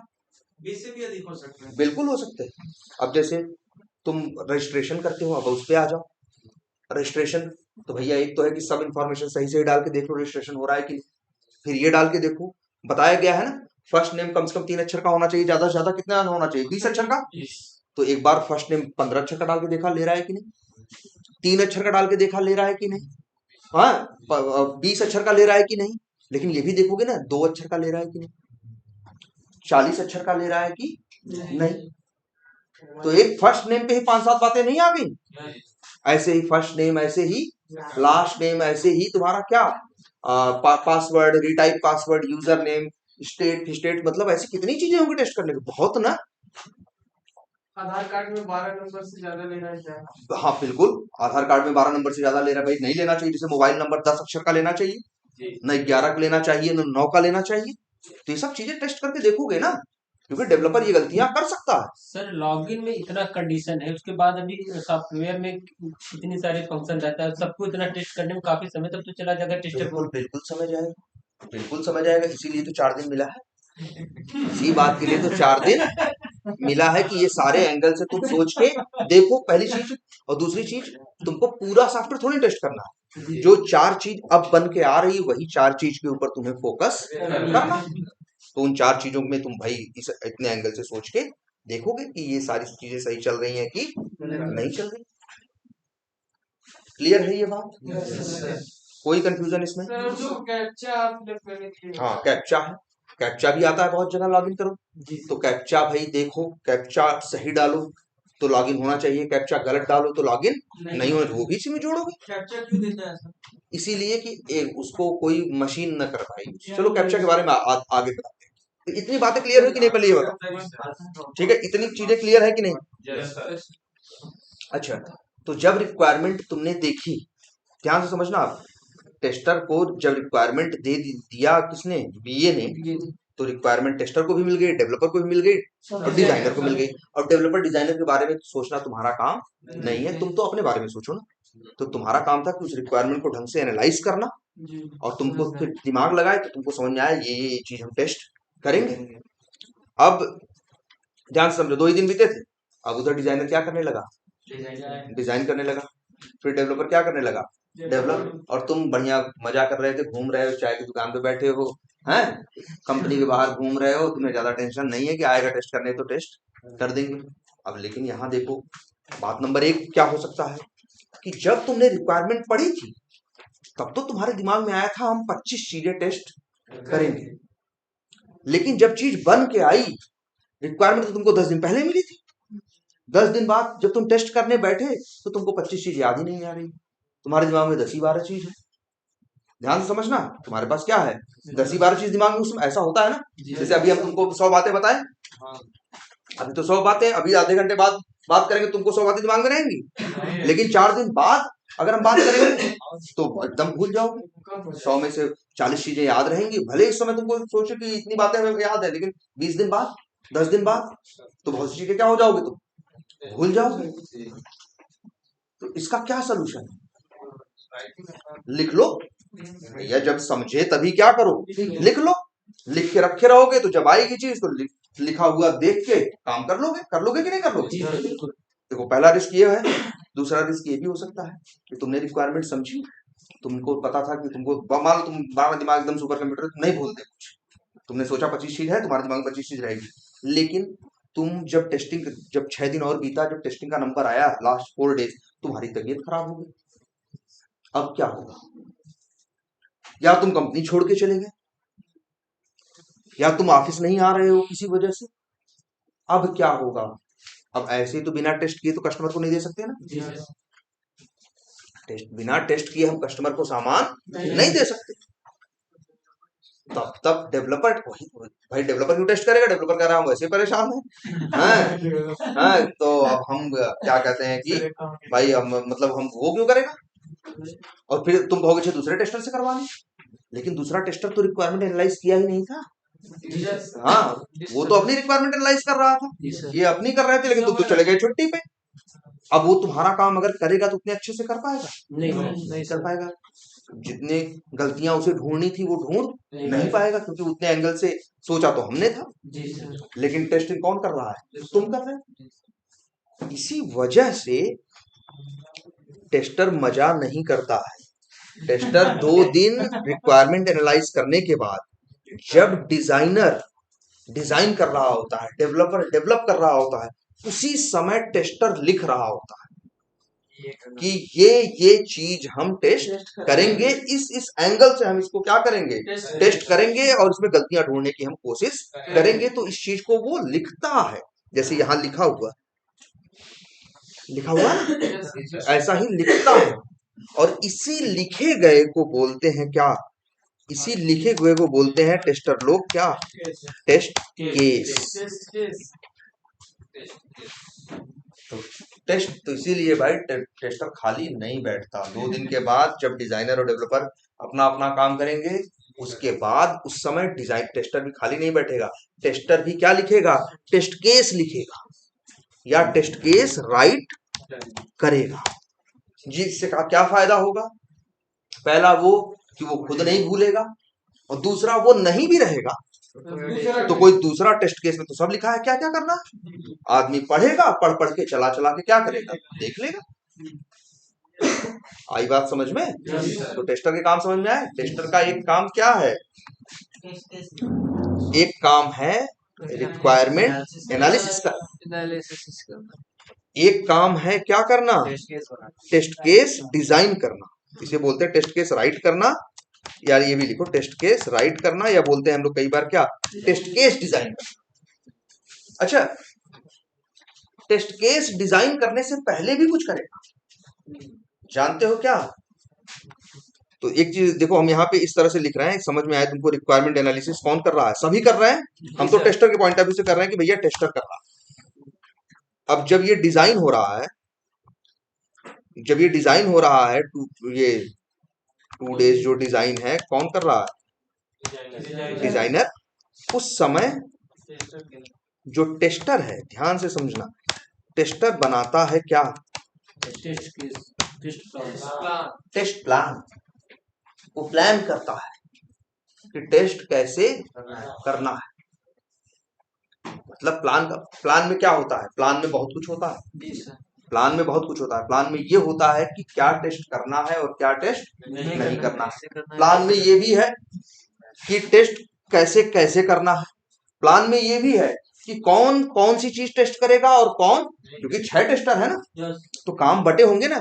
तो एक आदमी ये करेगा, ये आदमी ये करेगा, ये आदमी ये करेगा, ये बटा है कि नहीं? तारीख डिसाइड होगी कि इतने दिन में टेस्ट केस लिख लेंगे, इतने दिन में टेस्टिंग कर लेंगे। तो क्या होगा? शेड्यूल भी होगा, वर्क का क्या होगा? पूरा शेड्यूल होगा। तो शेड्यूल होगा, जिसे कहते हैं ना कौन आदमी क्या करेगा, इसको बोलते हैं क्या? Resource planning. क्या बोलते हैं? Resource planning. रिसोर्स प्लानिंग का मतलब, रिसोर्स किसे बोलते हैं जानते हो? जैसे हम तुम क्या है, हम लोग को बोला जाता है रिसोर्स क्या? Human resource. हम लोग क्या है? देखो, रिसोर्स कई तरह के होते हैं। जैसे ये लैपटॉप भी एक रिसोर्स है, इसे बोलेंगे ये हार्डवेयर रिसोर्स है। इसके अंदर जो तुमने MS वर्ड, गूगल क्रोम ये सब डाला है, ये सब क्या है? सॉफ्टवेयर रिसोर्स है। और उसपे जो काम करने वाला है आदमी, उसे क्या बोलते हैं? Human resource. तो ह्यूमन रिसोर्स प्लानिंग भी होगी कि कौन सा टेस्टर कब क्या क्या करेगा। अच्छा ये बताओ, ये 6 टेस्टर है ना? कितने हैं? 6। तो भाई 6 टेस्टर में एक टेस्टर ऐसा भी होगा जो सबसे ज्यादा क्या होगा? सीनियर। जो सबसे ज्यादा क्या होगा? सीनियर होगा। उसी को एक अलग से पोस्ट मिलेगी, उसी में क्या? Test lead. टेस्ट लीड बोलते हैं। टेस्ट लीड का मतलब वो टेस्टिंग टीम को क्या करेगा? लीड करेगा। जैसे जो सबसे सीनियर होगा उसी को क्या बना देंगे? भाई तुम अपनी टीम के क्या हो? टेस्टिंग टीम के क्या हो? तुम लीडर हो। तुम प्लान करोगे कि कैसे क्या क्या करना है। जैसे यहाँ पे, जैसे ऐसे डेवलपर में भी होते हैं, क्या होता है, डेवलपमेंट लीड होता है जो, हाँ, या आर्किटेक्ट होता है जी सर। जो जिसका काम होता है कि डिजाइन करना कोड की। ऐसे ही टेस्टर का भी होता है कौन, टेस्ट लीड, उसको बोलते हैं क्या, टेस्ट लीड। हर टीम में एक होगा, अगर 6 बंदे हो तो एक टेस्ट लीड होगा, बाकी 5 क्या होंगे, उसके अंदर काम करेंगे। Test plan sir test lead तैयार करता है कि बिल्कुल, टेस्ट प्लान जो है वो कौन तैयार करेगा, टेस्ट लीड। और टेस्ट लीड तैयार करेगा, तो ये प्लान तैयार करने के बाद, भाई जैसे अगर हमने कोई प्लान बनाया और वो प्लान ये बनाया है कि तुम लोगों से करवाना है, तो अब प्लान बना के अपने घर पे बैठे रहे, अपने मन में प्लान रखे रहे। प्लान बनाने के बाद उस प्लान को हम तुमके साथ शेयर करेंगे ना कि भाई देख लो ऐसे ऐसे करना है, तब तो इसीलिए टेस्ट लीड क्या बनाएगा, टेस्ट प्लान बनाएगा। और टेस्ट प्लान बनाने के बाद वो पूरी टीम के साथ अपने वो प्लान शेयर करेगा। प्लानिंग में भी फिर चेंज हो सकता है, जैसे उसने कहा कि तुम फलाने दिन ये करोगे, तुम वो करोगे, तुम वो करोगे, तब तुम लोग खड़े हुए, अरे नहीं सर जी उस दिन की तो हम छुट्टी पहले ही मांग के बैठे हैं कि हमको हमारे यहाँ शादी है, तो प्लान में थोड़ा सा चेंज करेगा, नहीं नहीं ये अच्छा ये वाला काम इनको नहीं, इनको देते है ना भाई। अगर ऐसे उसको भाई अब प्लान बना दे ना बताए, वो हिसाब से चले, और बाद में पता चला जब काम की बारी आए तो तुम तो चले गए छुट्टी, तुमसे कहा, तुम तो कहोगे भैया हम तो 2 महीने पहले छुट्टी अप्लाई करके बैठे हैं और हम छोड़ नहीं सकते, हमारे घर पे शादी, हमें तो जाना ही जाना है ना। भाई हो सकता है कि नहीं हो सकता। इसीलिए याद रखना, जब सबसे पहले क्या होगा, रिक्वायरमेंट एनालिसिस में टेस्टर्स का रोल होगा, फिर टेस्ट प्लान बनाने में और टेस्ट प्लान को समझने में टेस्टर का रोल होगा। खाली बैठा है वो, नहीं बैठा है। और इसके बाद जब उधर डेवलपमेंट हो रहा है उस समय वो क्या कर रहा होगा, टेस्ट केस डिजाइन करना, या बोलते हैं टेस्ट केस क्या करना, राइट करना। और जब इधर ये डेवलपर जो है डेवलपमेंट करके खाली होगा, उधर टेस्टर टेस्ट केस लिख के खाली होगा। और फिर जब डेवलपर भाई बना दिया, कहेगा अब लो टेस्ट करो, तो टेस्टर क्या करेगा, अपने लिखे गए टेस्ट केसेस को पढ़ेगा और उसी के हिसाब से टेस्ट करता चला जाएगा कि चीज सही से काम कर रही है कि नहीं। अगर जो चीज सही काम कर रही है उसे कहेगा क्या है, पास है, और जो चीज सही से काम नहीं कर रही होगी तो वही कहेगा क्या, फेल है, तो मतलब क्या है, डिफेक्ट है। अब टेस्टर क्या करेगा, डिफेक्ट ठीक करेगा, बिल्कुल नहीं। टेस्टर का काम डिफेक्ट को सही करना नहीं है, टेस्टर का काम है सिर्फ डिफेक्ट को ढूंढना। उसको उसका काम ये है सिर्फ ये बताना कि ये चीज गलत है। उसे ठीक कौन करेगा, जिसने बनाया है, किसने, डेवलपर। तो टेस्टर का काम क्या है, टेस्ट करता जाएगा, जो जो डिफेक्ट मिलते जाएंगे सब डेवलपर को बताता चला जाएगा, और जो डेवलपर होगा उन डिफेक्ट को क्या करेगा, सही करेगा। इसके लिए एक वर्ड यूज होता है, डेवलपर क्या करता है, डेवलपर डिफेक्ट को फिक्स करता है। टेस्टर का काम है डिफेक्ट ढूंढना, और डेवलपर का काम है उस डिफेक्ट को क्या करना, फिक्स करना। वो फिक्स करेगा, फिक्स करने के बाद फिर बोलेगा टेस्टर से हमने सही कर दिया है, फिर से चेक कर। तो डेवलपर फिर से उसे टेस्टर फिर से उसे क्या करेगा, टेस्ट करेगा। अगर फिर उसे कुछ गलती दिखती है तो फिर डिफेक्ट बोलेगा, कहेगा यहाँ फिर डिफेक्ट है। फिर डेवलपर क्या करेगा, फिर फिक्स करेगा, फिर भेजेगा, फिर टेस्टर कहेगा अब सही है तो फिर आगे भेजिए। जैसे मान लो हमको टेस्टिंग करने को ये 4 रिक्वायरमेंट मिली, और 4 रिक्वायरमेंट के लिए मान लो हमने 80 टेस्ट केस लिखे, तो अब टेस्टर का काम क्या है, उन 80 टेस्ट केसेस को पढ़ के चला के देखना। अब 80 चीजों को जब टेस्ट करने लगा वो, तो उसमें मान लो उसे 10 गलतियां मिली, तो कितने डिफेक्ट बताएगा, 10। डेवलपर का काम क्या है, उस 10 डिफेक्ट को फिक्स करके तुम्हें बताना कि फिक्स हो गया। फिर तुम उसे क्या करोगे, दोबारा टेस्ट करोगे। अच्छा, दोबारा काम करने को इसलिए कहते हैं रीटेस्टिंग करोगे। क्या करोगे, री का मतलब दोबारा होता है ना। हाँ, तो तुम क्या करोगे, टेस्टर क्या करेगा, रीटेस्ट करेगा, और फिर उसको अगर फिर गलती लगेगी तो फिर वो क्या करेगा, डेवलपर फिक्स करेगा। हाँ, और अगर फिर फिक्स करके फिर भेजेगा, अगर आप सब सही है तो तुम कहोगे अब सब कुछ ओके है, एक भी डिफेक्ट नहीं है, जो डिफेक्ट आए थे हमने बताए थे, डेवलपर ने क्या कर दिया, फिक्स कर दिया, अब सब कुछ ओके है। अब इस चीज को आगे कस्टमर को हैंड ओवर कर दिया जाए, या कस्टमर के लिए इस चीज को रिलीज कर दिया। सर कह रहे हैं जैसे एनालिसिस करने के टेस्टर के पास 2 दिन टाइम मिलता है, अगर रिक्वायरमेंट 2 आ गई, ये क्यों हालत खराब हो जा रही है इतना सोचने में, मतलब ये बनाने। देखो पहली बात तो देखो, ऐसा नहीं है कुछ भी नहीं है, कुछ भी आ जाएगा।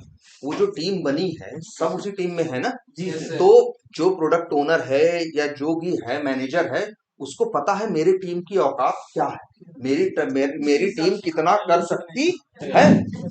भाई ज्यादा कैसे देगा वो? देगा ही नहीं, ज्यादा देगा ही नहीं। अगर मान लो कुछ बहुत अर्जेंट है, कुछ क्या है, बहुत अर्जेंट है, तो उस सिचुएशन में क्या होगा, बहुत कुछ अर्जेंट है तो उस सिचुएशन में ऐसा हो सकता है कि नहीं इसको भी करना ही करना है, इतने दिन में ही करना है, तो हो सकता है जो सैटरडे संडे हमारी छुट्टी होती है वो उस दिन हमें बुलाया जाए। लेकिन बुलाएंगे वो अगर आपको, तो या तो उस सैटरडे संडे के लिए आपको पे करेंगे, नंबर एक चीज, और अगर मान लो पे नहीं कर रहे हैं तो आपको पंप ऑफ देंगे कि अगली साइकिल में 2 दिन की छुट्टी तुम लोग ले लेना, जो इधर हम तुमको बुला रहे हैं उसका कंपनसेशन हम तुमको बाद में दे देंगे कि 2 दिन बाद में कभी छुट्टी ले लेना, और या तो फिर हम इस 2 दिन का क्या कर दे रहे हैं, अलग से पैसा पे कर दे रहे हैं, ओवर टाइम दे दे रहे हैं, कैसा होगा मतलब। लेकिन वही ये काम उतना ही लिया जाएगा। भाई देखो वहां किसी के घर की कंपनी नहीं है, वहां सभी तो काम कर रहे हैं ना, सबको अपनी भाई अपनी लाइफ भी है, फैमिली भी है, काम भी है, तो एक बैलेंस है ना। तो 8 घंटे काम में जितना होगा उतना उसी हिसाब से सभी लेंगे ना। ऐसा नहीं है कि तुमको तो इतना काम पकड़ा देंगे, क्यों पकड़ा देंगे, नहीं पकड़ाएंगे भाई, वो भी तो इंसान ही है। सर और एक चीज और, जैसे सर टेस्टिंग में जो टेस्टिंग लीडर होता है, टेस्ट लीडर होता है सर, लीड बोल, लीड सर, हाँ लीड, और सर उसमें से मतलब ये काम सिर्फ मतलब ये बता दी इतना इतना ये सब टेस्ट करना है, सर उसका काम कुछ नहीं रहता है, ना तो ना सिर्फ ना ना बताना। ना ना ना ना सिर्फ बताने नहीं, वो बताएगा भी और टेस्टिंग भी करेगा, अच्छा हाँ सर, दोनों करेगा। अब देखो आपस में टीम, जैसे 6 लोग को काम दे दिया गया टेस्टिंग का, अब आपस में भले मान लो एडजस्टमेंट ऐसा है कि जो लीड है 2-3 लोग चापलूसी के चक्कर में कह रहे हैं तुम्हारा काम भी हम कर दे रहे हैं, तो वो अलग चीज है, अंदर कैसे क्या मैनेज कर रहे हैं। लेकिन मैनेजमेंट की निगाह में तो यही है कि भाई वो भी काम कर रहे हैं और ये भी काम कर रहा है। वो अलग बात है कि वो अपना काम उससे करवा ले रहा है या अपना काम उससे करवा ले रहा है, या अपने को छोटा छोटा काम अपने को दे रहा है, बड़े बड़े काम दूसरों को दे रहा है, वो अलग चीज है। वो तो अपनी आपस में क्या एडजस्टमेंट है, वो तो अलग चीज है। हाँ प्रेशर आएगा, आप सामने से पहले वही मैनेज करेगा ना। भाई देखो कुछ अगर कुछ गलत होगा, मान लो टेस्टिंग, तुम्हारा काम क्या था, टेस्टिंग करके डिफेक्ट ढूंढना, तुमने सही से टेस्टिंग नहीं की तो डिफेक्ट तुमको नहीं मिला, और जब कस्टमर इस्तेमाल करने लगा तब उसको वो गलती दिखने लगी, तो कस्टमर तो बोलेगा ना कंपनी से कि भैया इसमें तो ये गलती है। तो अब जो कंपनी होगी, जो मैनेजर होगा, वो किसको पकड़ेगा, टेस्टिंग टीम को, क्योंकि टेस्टिंग टीम की जिम्मेदारी थी कि क्या करना, वो टेस्टिंग टीम सबको नहीं पकड़ेगा, लीड को पकड़ेगा कि तुम आओ, तो वो उसको सुनाएगा, उसको डांटेगा, और वो जाके फिर पूरी टीम को डांटेगा। ऐसे ही तो काम चलते हैं हर जगह, तो ऐसे ही है। जो ऊपर का मैनेजमेंट होगा वो एक आदमी से बात करेगा, किससे, लीड से। अब लीड जाके फिर पूरी टीम को सुनाएगा, या तुम लोग क्या टेस्टिंग किए, ये छूट गया, वहां देखो कस्टमर को ये चीज मिल गई। भैया गलती कस्टमर नहीं पकड़ना है, इसीलिए तुमको रखा गया है कि तुम पकड़ लो, कस्टमर तक गलती पहुंचनी नहीं चाहिए। गलती पकड़ना, हम इसी बात का तो पैसा मिल रहा है, हमें गलती ढूंढने के तो पैसे मिल रहे हैं, और वो भी हम गलती ना ढूंढ पाए और कस्टमर को वो गलती ढूंढे, या कस्टमर को गलती दिखाई दे। सर टीम लीड किसी पर्टिकुलर पर्सन को प्रिसाइड कर सकता है, टेस्टर को, क्या टीम लीड जो है टेस्टर से काम करवाएगा, किसी इंडिविजुअल को प्रेशराइज कर सकता है कि तुम इतना सारा काम करो। देखो वो भाई देखो ये ह्यूमन बीइंग है, हर जगह जो होता है, देखो ये हर जगह होता है, 4 लोग 6 लोग, अरे यही घर बन रहा होगा तो एक मिस्त्री है, एक ठेकेदार है, एक मिस्त्री से कम काम ले रहा है, एक से क्या कर ले रहा है ज्यादा, एक से उसकी बन रही है, एक के पीछे पड़ा है, तो ये सब तो ह्यूमन बिहेवियर है ना। इसमें देखो प्रोसेस ये सब नहीं लिखेगा, प्रोसेस तो कहता है कि ये चीज एकदम ऐसे ऐसे होनी चाहिए। अब अंदर काम करने वाले इंसान उस पर प्रोसेस को अपने हिसाब से तोड़े मरोड़े कुछ करें, तो भाई ये अलग चीज है, ये अलग चीज है। अच्छा ये भी हो सकता है कि तुमको ज्यादा प्रेशराइज करें, तुम जाओ ऊपर शिकायत करो, उस आदमी की शिकायत, भाई ऐसा तो नहीं वही टेस्ट लीड सब कुछ, उसके ऊपर भी क्या है, मैनेजर बैठा हुआ है, उसके ऊपर भी क्या है, मैनेजर बैठा हुआ है, तो मैनेजर शिकायत कर सकते हो तुम। लेकिन ये भी होता है एक जनरल चीज कि जैसे तुम अगर तुम जैसे मान लो तुम हमसे रिंकू सर की शिकायत करोगे तो हम नहीं सुनेंगे, क्योंकि हम इसलिए नहीं सुनेंगे क्योंकि तब हमें ये डर लगेगा कि ऐसे तो क्या होगा, सारी हायरार्की क्या हो जाएगी, बिगड़ जाएगी, ये लोग बार बार शिकायत करना शुरू कर देंगे, नंबर एक चीज तो कुछ भी रहेगा, कई बार ऐसा होगा जैसे मैनेजर है तुम्हारे साथ लाख गलत हो रहा है, तुम गए मैनेजर से बताया कि लीड मेरे साथ ऐसा कर रहा है, तो मैनेजर उस समय कुछ नहीं बोलेगा, भले अकेले में जाके लीड से क्या करे, बात करे, लेकिन उस समय वो बोले कि नहीं तो ऐसे क्या हो जाती है, हायरार्की क्या हो जाएगी, ब्रेक हो जाएगी ना, सब एक दूसरे के पीछे पड़ना शुरू कर देंगे, और फिर हमको भी लगेगा कि जब बात उस तक पहुंच रही है, जब आज ये आदमी इसकी शिकायत कर दे रहा है तो कल किसी और से मेरी भी कर देगा, तो इन चीजों को होता है कि दबाव वहीं पे, भले अलग बात है कि तुमसे उसको यही समझाएंगे कि भाई देखो तुम अलग ढंग से सोच रहे हो, ऐसा कुछ नहीं है, ये है वो है, और बाद में हमको भले अगर वो बात गलत सही समझ में आ रही हो तो हम जाके लीड से अकेले में बात करें कि भाई क्यों कर रहे हो उसके साथ ऐसा, उसको ज्यादा दे रहे हो क्या, और लेकिन उसमें फिर ये भी हो जाता है कई बार कि और वो होता है तुम्हारे पीछे पड़ जाए, मतलब देखो ये तो ह्यूमन बिहेवियर वाली चीजें हैं, ये तो भाई कैसे कहाँ क्या एडजस्टमेंट किसकी है उस बारे में कोई क्या कर सकता है, लेकिन जो प्रोसेस है वो इस तरह से काम, ठीक है। सर जैसे टेस्टिंग टीम ने गलती कर दी तो सर जो टेस्ट लीड वाला है वो सिर्फ डांटेगा बिगड़ेगा कि गाली भी दे सकता है? गाली भी दे सकता है, या देखो जनरली तो हमारे यहाँ हम लोग के यहाँ जैसे ये भी है, डांटेगा बिगड़ेगा भी नहीं, ये भी चीज है, ऊंची आवाज में भी बात नहीं करते, हर आदमी की अपनी रिस्पॉन्सिबिलिटी है ना, तो अगर मेरे से गलती होगी तो हम भी समझेंगे ना यार, वो मेरी गर्दन पहले ही झुकी होगी कि अगर हमसे कुछ गलती हुई होगी तो उसके डांटने से पहले ही हम सॉरी बोल रहे होंगे कि हमसे ये चीज क्या हो गई, गलती हो गई, या ये चीज हमसे मिस हो गई, तो इसलिए ऐसा नहीं कोई गाली देगा, देखो जनरली हम लोग क्या गाली भी नहीं देंगे, वैसे तो ये भी है ऊंची आवाज में भी बोलना किसी का किसी को अलाउड नहीं है, गलती हुई है कोई बात नहीं, आप भाई आप आगे मैनेजमेंट को बता दो इनकी गलती, समझाओ, फिर जैसे अब ये है गलती हुई है तो ये नहीं कि डांटो, सही तरीका ये है कि ये कोशिश पकड़ने की कोशिश करो कि आखिर गलती क्यों हुई, इस गलती की वजह क्या थी, इसका रूट कॉज क्या था, हाँ रूट कॉज क्या था, भाई गलती क्यों हुई, तब उससे बात होगी, तो अब जब एनालिसिस में आओगे उस गलती को देख पर ध्यान से सोचोगे तो कई बातें पैदा होंगी, गलती होने की वजह ये हो सकती है कि ये सही से काम न कर रहा हो, नंबर एक, मेहनत में टाइम नहीं दे रहा हो, नंबर दो, हो सकता है खूब 8-8 घंटे काम कर रहा है लेकिन फिर भी गलती हो रही, हो सकता है इसने रिक्वायरमेंट को समझा ही सही से ना, भाई मेहनत तो कर रहा है बेचारा लेकिन रिक्वायरमेंट को समझ के काम कर रहा है, लेकिन रिक्वायरमेंट को जो ये समझा वैसी नहीं थी रिक्वायरमेंट, ये भी गलती हो सकती है कि रिक्वायरमेंट तो समझा, टेस्ट केस सही से नहीं लिखा, टेस्ट केस में जो सारे एंगल सोचने चाहिए थे वो एंगल ये नहीं सोचा, ये भी हो सकता है कि इसके पास काम का लोड बहुत ज्यादा था, इसको जो काम मिला था बहुत ज्यादा था, इस वजह से इससे गलती हुई, तो वहां ये होता है मैनेजमेंट ये देखता है कि आखिर इस गलती की वजह क्या है, तो जब हम वजह पकड़ेंगे तभी तो गलती सुधारेंगे, अगर ये समझ में आया, या फिर ये भी गलती हो सकती है कि जो बीए ने रिक्वायरमेंट लिखी थी वो ढंग से नहीं लिखी,